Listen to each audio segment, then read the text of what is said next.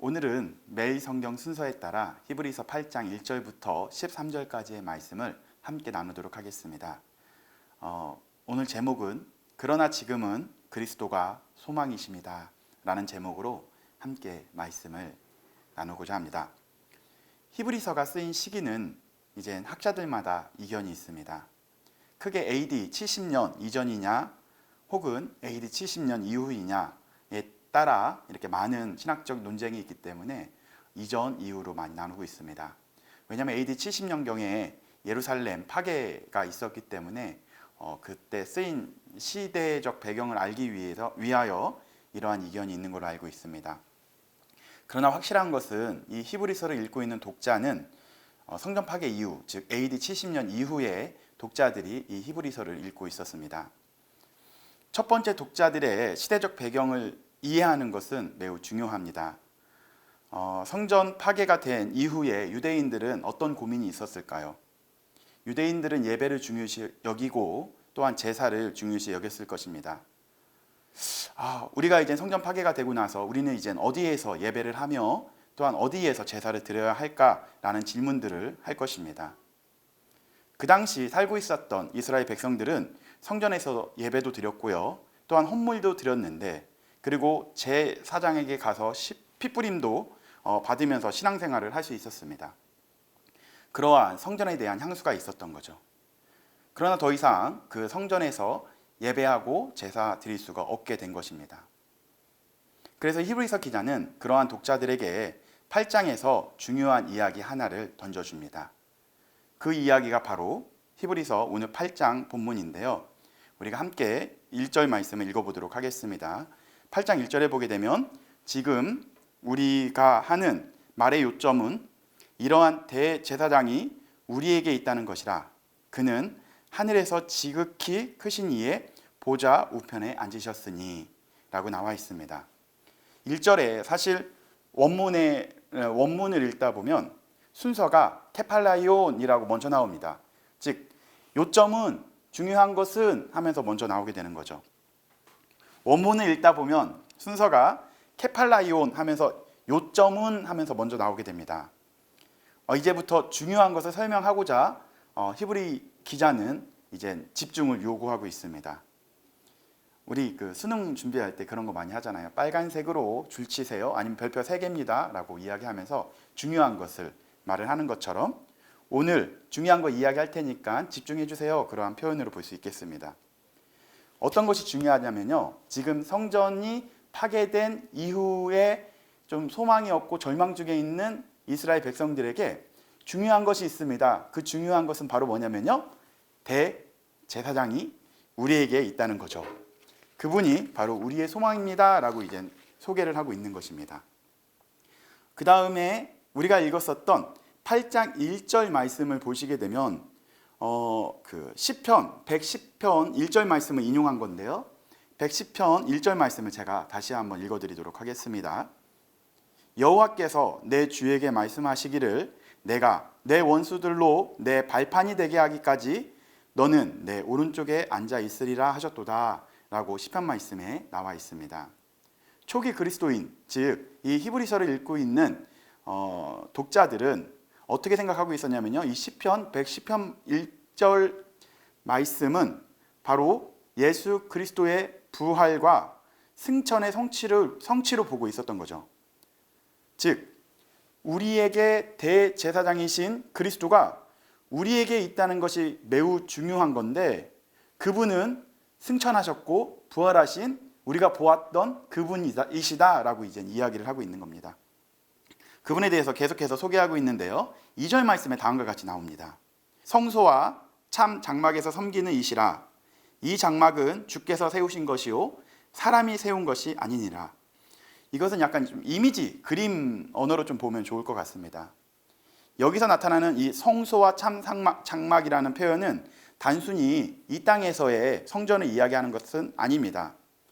거룩한 어떠한 장소를 말하는데요. 더 구체적으로 말씀드리자면 하늘에 있는 거룩한 곳을 말하고 있는 거죠. 그것은 누가 세운 거냐면요. 사람이 세운 것이 아니고요. 바로 하나님께서 세우신 것입니다. 그곳에서 한 분이 섬기고 계신데요. 그분이 바로 예수님이라는 거죠. 제사장의 역할은요, 성소를 섬기는 역할을 해야 되는 겁니다. 성전을 섬기는 역할을 해야 제사장의 역할을 할 수 있는 거죠. 이 구절을 이해하기 위해서는 먼저 3절 말씀과 4절 말씀을 좀 깊이 이해가 돼야 되는데요. 3절 말씀에 다음과 같이 나옵니다. 대제사장마다 예물과 제사 드림을 위하여 세운 자니 그러므로 그도 무엇인가 드릴 것이 있어야 할지니라. 3절 말씀은 대제사장의 역할에 대해서 소개하고 있는데요. 대제사장의 역할은 예물을 드리고 제사를 드리기 위해서 세운 사람이죠. 그러므로 제사장도 무언가를 드릴 것이 있어야 납득이 되는 거예요. 그렇다면 예수님도 성도를 섬기시는 분이시라면 무언가를 드려야 되는 분이신 거죠. 즉 하나님과 함께 그분은 거룩한 곳에서 계셨던 분이심을 지금 이야기하고 있습니다. 그래서 4절 말씀을 다시 한번 제가 읽어드리겠는데요. 예수께서는 어떻게 제사장의 역할을 하고 계셨는지를 증명하고 있습니다. 4절 말씀을 읽어보겠습니다. 예수께서 만일 땅에 계셨더라면 제사장이 되지 아니하셨을 것이니 이는 율법을 따라 예물을 드리는 제사장이 있음이라. 그 땅에는 이미 율법에 따라 예물을 드리는 제사장이 그 땅에 있었고요. 그렇다면 오늘 가정법으로 이 구절이 시작되는데 예수께서 만일 땅에 계셨더라면, 그렇다면 지금 예수께서 땅에 계신 거예요? 아니죠. 하늘에 계셨고 하늘에 계셨기 때문에 제사장이 되지 아니하셨다고 이야기하고 있습니다. 5절 말씀이 오늘 본문을 이해하는 핵심 구절이라고 생각이 됩니다. 한번 읽어보도록 하겠습니다. 그들이 섬기는 것은 하늘에 있는 것의 모형과 그림자라. 즉 5절에 보게 되면 제사장들이 섬기는 것은 그들이 창조해서 만들어 놓은 것이 아니라 하늘에 있는 것을 본받은 거예요. 본을 따라 장막을 지은 거 볼 수 있는 거죠. 즉 모세가 지은 성전의 모습, 장막의 모습은 어떤 모습이었나요? 하늘의 모습을 보고 이 땅에서 지은 걸 볼 수 있습니다. 모세가 장막을 지을 때 모세에게 보여준 대로, 하나님께서 모세에게 보여준 대로 지으라고 명령한 것을 순종해서 모세는 장막을 짓게 됩니다. 그렇다면 원조는 어디일까요? 장막의 원조는 하늘일까요? 아니면 시내산일까요? 그 당시 살아가고 있는 사람들에게는 이젠 없어진 성전 때문에 많이 실망하고 절망하고 있었을 것입니다. 그러한 독자들에게 오늘 히브리서 기자는 소망의 말을 전해주고 있습니다. 오늘 6절 말씀을 읽어드리도록 하겠습니다. 그러나 이제 그는 더 아름다운 직분을 얻으셨으니 그는 더 좋은 약속으로 세우신 더 좋은 언약의 중보자시라. 오늘 시작할 때 6절에 보니까 그러나 이제 라는 표현으로 시작을 합니다. 사실 이 그러나 이제라는 이 단어는, 이 표현은 바울이 평소에 많이 사용했었던 표현입니다. 전에는 내가 어떠한 사람이었는데 그러나 이제 나는 어떠한 사람이다. 전에는 내가 이러한 모습으로 살아갔는데 그러나 이제는 나는 이러한 모습으로 살아간다. 전에는 너희가 어떻게 살았다면 그러나 이제 너희들은 어떻게 살았으면 좋겠다 라고 이제 설명할 때에 이 눈이 되라는 단어를 많이 사용합니다. 이 표현을 히브리서 기자를 통해서 듣게 되니까 매우 새롭게 느껴졌습니다. 그래서 오늘 히브리서 기자가 말하고자 하는 요점의 핵심의 클라이막스가 6절 말씀에 나오는 걸 볼 수 있는 거죠. 봐라, 성전도 무너졌지, 너희들의 마음도 무너졌지, 소망이 없어 보이지, 그러나 이제 소망이 있단다 하면서 그들에게 참 소망이신 예수님을 소개하고 있는 거죠. 너희가 알고 있었던 그 성막은, 그것은 원조가 아니야. 원래의 모습이 있었단다.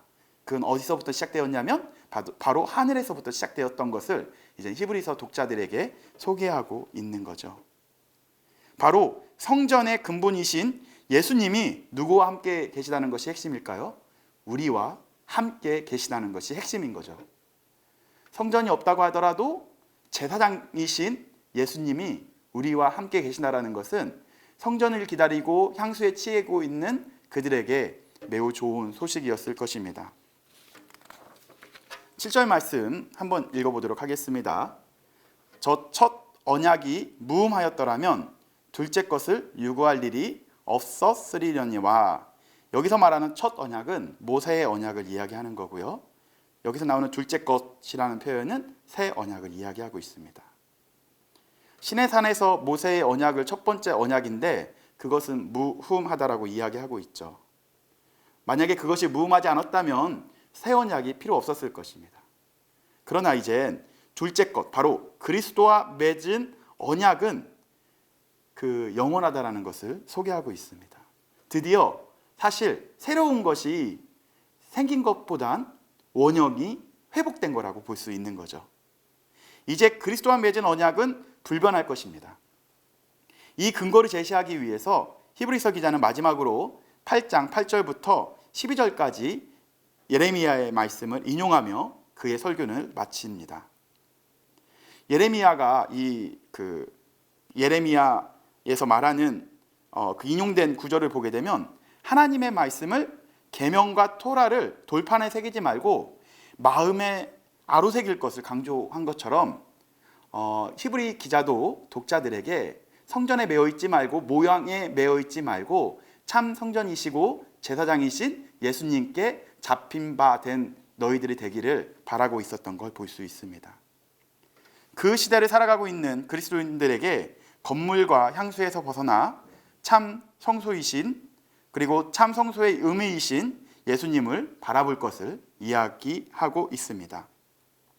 결론적으로 오늘 마지막 본문 말씀을 읽고 마칠까 합니다. 새 언약이라 말씀하셨음에 첫 것은 낡아지게 하신 것이니 낡아지고 새하는 것은 없어져 가는 것이니라. 모세와 맺은 언약은 마치 희미해지고 낡아지는 것처럼 보였을 것입니다. 그러나 새 언약의 주체이신 예수 그리스도와 맺은 언약은 영원할 것입니다. 마지막으로 일상으로 나아가는 우리 성도님들께 꼭 말씀드리고 싶은 것이 있습니다. 핵심은 무엇이라고요? 요점은 무엇이라고요? 참 제사장이신 예수 그리스도가 우리와 함께 있기 때문에요. 우리는 건물보단 향수보단 더 중요한 예수님과 함께 있기 때문에 우리 가는 곳이 바로 예배의 처소가 될 것입니다. 그 예배의 처소에서도요 승리하시길 예수님의 이름으로 권면드립니다.